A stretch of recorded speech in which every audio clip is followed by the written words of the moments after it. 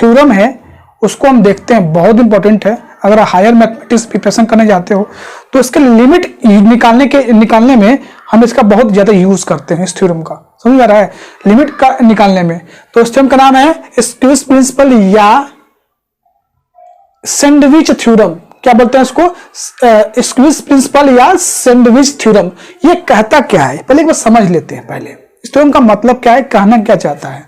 हमारे पास 3 सीक्वेंस है, an bn cn। समझिए ध्यान से। अगर an less than equal to bn है, bn less than equal to cn है, ठीक है। अगर an और cn का लिमिट l कर्व पर कन्वर्ज करता है, मतलब वो सीक्वेंस कन्वर्जेंट है, यानी उसकी लिमिट क्या है, an और cn का लिमिट जो है l आ रहा है, तो आप डायरेक्टली इस थ्योरम से बोल सकते हैं कि जो bn सीक्वेंस है उसका भी लिमिट क्या आएगा, l ही आएगा। समझे? कुछ नहीं समझे? देखिए सुनिए एक बार और। an bn सीक्वेंस 3 सीक्वेंस है, an less than equal to bn है और bn less than equal to cn है। अगर an और cn का जो लिमिट है वो l आता है, देखिए यहां पर देखिए, समझिए हमारे पास 3 सीक्वेंस an bn cn है, दिख रहा है। उसके बाद an जो less than equal to bn है, bn less than equal to cn है। ये सेटिस्फाई करना चाहिए।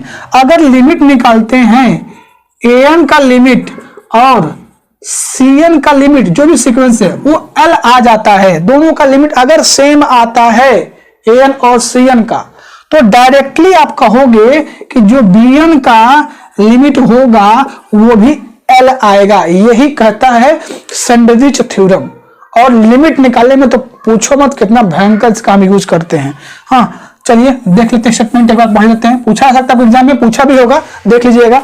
If sequence an bn cn are 3 sequence, if sequence an bn cn are 3 sequence such that an less than equal to bn less than equal to cn for all n के किसी value के लिए यह sequence इस condition को satisfy करता है, पहली कंडीशन। एंड इफ an और cn की जो लिमिट है वो क्या आती है, वो l आती है। an और cn की जो लिमिट है वो l आती है, तो डायरेक्टली हम बोलेंगे कि जो सीक्वेंस bn है ना, bn सीक्वेंस, इसकी भी लिमिट क्या आएगी, l आएगी। यानी an bn सीक्वेंस 3 सीक्वेंस हमारे पास हैं और an less than equal to bn है, bn less than equal to cn है, ठीक है। और an और cn l पे कन्वर्स करता है, किस पे कन्वर्स करता है, l पे कन्वर्स करता है, ठीक है। l पे कन्वर्स करता है, डायरेक्टली आप बोलोगे कि जो सीक्वेंस bn है ना वो भी l पे कन्वर्स करेगा, यानी उसकी भी लिमिट क्या होगी, l ही होगी, अगर an और cn की लिमिट क्या है, l है। तो कैसे प्रूव करेंगे, देखिए अकॉर्डिंग टू डेफिनेशन कन्वर्जेंट की, लेट an और cn दो सीक्वेंस लेके चलते हैं। इन दोनों का अगर लिमिट हम प्रूफ सेम दिखा दें तो हम कह देंगे कि bn की लिमिट क्या होगी, सेम l ही होगी। तो हमें an और cn दो सीक्वेंस को ये मान के चलते हैं कि वो l पे कन्वर्ज करता है। मान लेते हैं कि an और cn जो सीक्वेंस है वो l किसी नंबर l पे कन्वर्ज करता है। अगर किसी नंबर l पे कन्वर्ज करता है तो उसकी लिमिट क्या होगी, l होगी। दोनों की लिमिट क्या होगी, l होगी। तो ये क्या होगा, अब देखिए डिफिनेशन, अकॉर्डिंग टू डिफिनेशन, तो देयर एग्जिस्ट m1 m2 दो हमें नंबर मिलेंगे किससे, नेचुरल नंबर से, such that, according to definition जा रहे हैं, अकॉर्डिंग टू कन्वर्जेंट डिफिनेशन, दो हमारे पास नंबर मिलेंगे m1 m2 मिलेंगे सेट ऑफ नेचुरल नंबर से, जिसका मॉडुलस निकालें। सेम कन्वर्जन के डिफिनेशन जा रहे हैं, माड n minus l less than epsilon होगा। इस m1 के बाद, m1 और m1 के बाद सीक्वेंस का जो भी टर्म होगा उस n और इस l से माइनस करने पे एप्सिलॉन जो आप चूज करोगे, यहां पर आप ऐड कर लीजिए कन्वर्ट 12 एंड आप यहां ऐड कर लो let epsilon greater than 0 be given. आप यहां ऐड कर लेना एक लाइन, मैंने एप्सिलॉन यहां पर छोड़ दिया था, तो let epsilon greater than 0 be given. उसके बाद सीक्वेंस आपको, तो मान लो आपको एक ऐसा l नंबर m मिल जाए जिसके m और m के बाद के सीक्वेंस के जो भी टर्म होंगे इससे माइनस करने पे इस पॉजिटिव नंबर जो एप्सिलॉन आपने चूज किया हुआ है उससे क्या होगा, लेस होगा। सेम कंडीशन cn के लिए भी, क्योंकि वो भी l पे कन्वर्ट करता है, तो according to definition cn minus l less than epsilon, इसके लिए दूसरा m आपको मिलेगा, m2 मिलेगा। m2 और m2 के बाद के जो भी सीक्वेंस का टर्म होंगे वो cn माइनस उस लिमिट L से माइनस करें तो जो ऑप्शन आपने चूज किया है उससे क्या आएगा, लेस आएगा।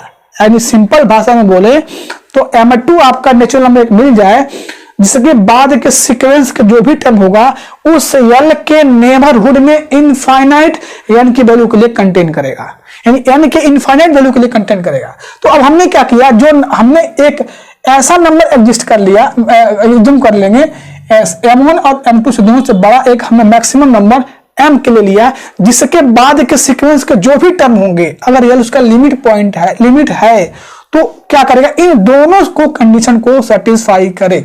समझ में आ रहा है? हाँ, तो हमने क्या किया, small let m equal to maximum number M1 M2, ये सब प्रैक्टिकली मैंने करके बताया है आपको। अगर नहीं समझ में यहाँ पे आ रहा है इन चीजों को तो कन्वर्जेंट की डिफिनेशन चाहिए, देखिए आपको न्यूमेरिकली वहां बताया गया कैसे होता है सब चीजें। अब हर वीडियो में न्यूमेरिकली मैं नहीं बता सकता।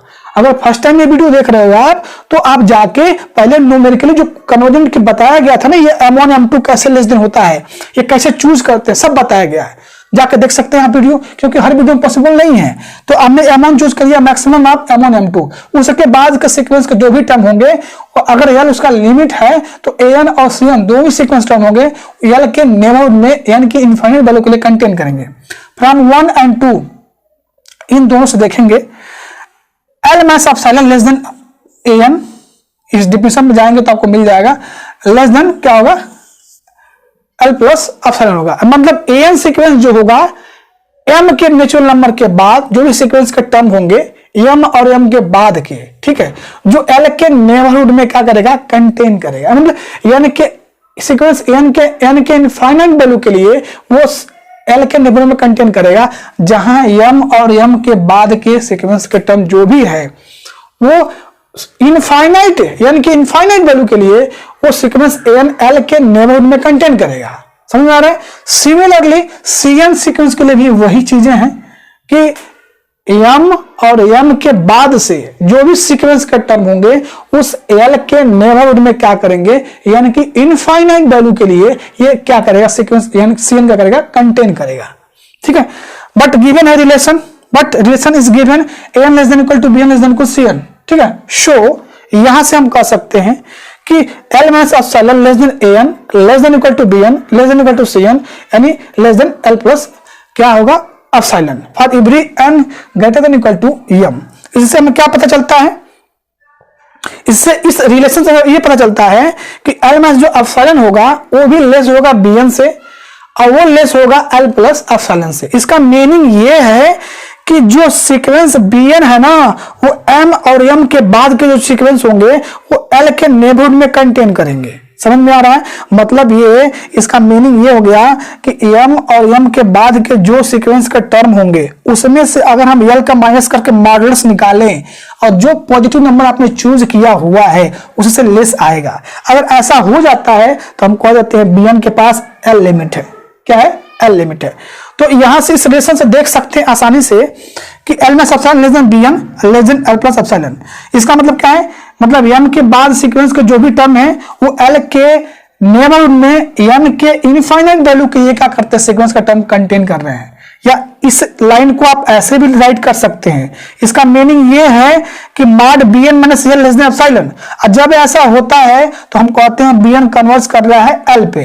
तो हमने प्रूव कर दिया, हमने लेके चला था कि AN और CN L पे कन्वर्ज करता है, L पे कन्वर्ज करता है, और हमने दिखा दिया कि BN भी क्या करेगा, L पे कन्वर्ज करेगा। अगर AN सीक्वेंस BN सीक्वेंस और CN सीक्वेंस है, अगर ये इससे लेस इक्वल टू है और ये इससे लेस इक्वल टू CN है, अगर इन दोनों की लिमिट L पे कन्वर्ज करती है तो डायरेक्टली आपको बोलना है कि BN की लिमिट भी क्या होगा, L पे कन्वर्ज करेगा। ये है हमारा सैंडविच थ्योरम। ठीक है, काफी इसका हम यूज करेंगे, लिमिट निकालने में यूज करते हैं। चलिए मैं यहाँ पे एक क्वेश्चन राइट करता हूँ, लिखता हूँ क्वेश्चन, जो आपको अच्छे से समझ में आ जाएगा इसका यूज कैसे होता है। ठीक है, वीडियो स्टॉप करिए, नोट डाउन करिए, इसके बाद हम नेक्स्ट इसमें एक एग्जांपल सैंडविच थ्योरम पे करते हैं।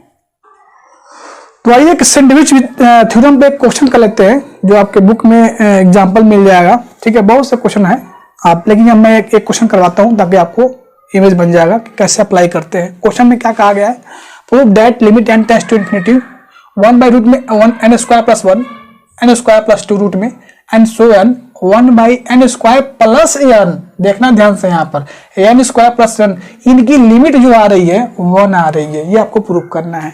हम यूज करेंगे सैंडविच थ्योरम का, मैं आपको बोल दे रहा हूं। लेट an इक्वल टू, हमने मान लिया an मान लिया इसको, n equal to 1/n² plus 1, 1/√n² plus 2 and so n, 1/n² plus n, ठीक है। अब देखेंगे सीक्वेंस में जो इसका लास्ट टर्म है, इसको अगर सम आप हम n टर्म में लिखते हैं, इसको सम आप इस लास्ट सीक्वेंस को देखो ध्यान से, 1/n² प्लस 1 को अगर इसको हम लास्ट टर्म में लिखते हैं, n टर्म में लिखते हैं, इनके सम को n टर्म में लिखते हैं, तो इस सीक्वेंस से क्या होगा, या तो उसके इक्वल होगा या सीक्वेंस n क्या होगा, बड़ा होगा। समझ रहे हो, देखो ऐसे यहां पर 1/n² plus 1, 1/√n² plus 2 and so on 1/n² plus n greater than equal to 1/n² plus 1 plus 1/n² plus n plus and so on 1/n² plus n। इसको हम लिख सकते हैं सम में n बाई रूट में divide by n² plus n, इसको लिख सकते हैं।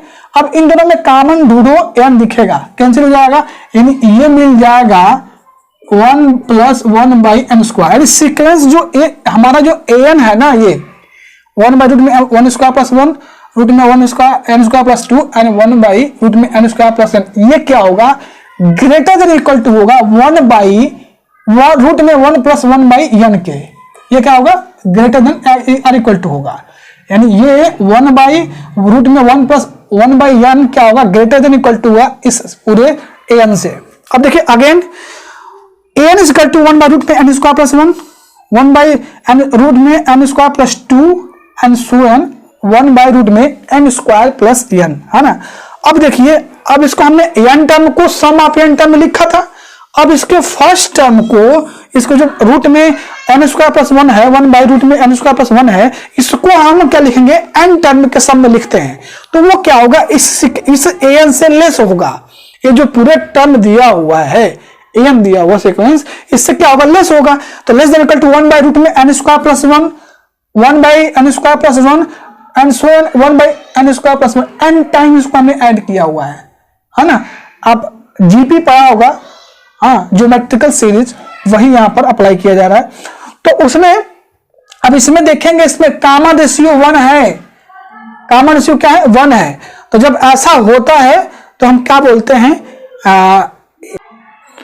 जब जीपी में कॉमन रेशियो 1 हो जाता है तो हम कहते हैं क्या होता है, हमारा सम क्या होता है, n इंटू क्या होगा, a होता है, क्या होता है, a होता है। तो यहां से देखिए n टाइम इसको आपने ऐड किया है 1/1² प्लस 1 को, और एक जगह पे आपका ये है, तो इसमें भी आप n² कॉमन लेंगे तो कैंसिल हो जाएगा आपका,